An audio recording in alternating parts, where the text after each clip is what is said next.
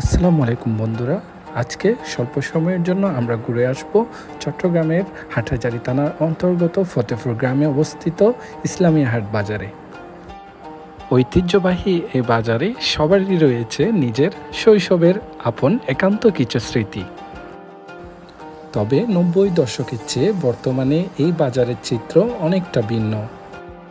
এখন তেমন একটা দেখা মেলে না পূর্বের মতো জনসমাগম এবং জমজমাট বেচাকেনা।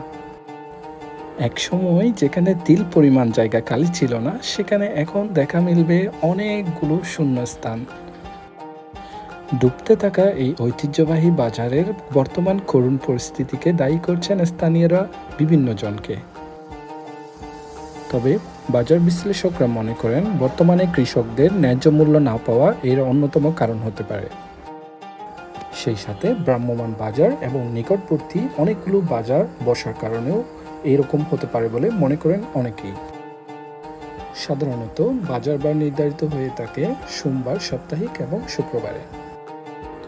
ইসলামিয়া হাট বাজারে সবচেয়ে বেশি ক্রেতার সমাগম ঘটত হাটহাজারীর নন্দীহাট গ্রাম, ফতেপুর, ফতেহাবাদ, ছড়াকুল এই ৩-৪টি এলাকা থেকে।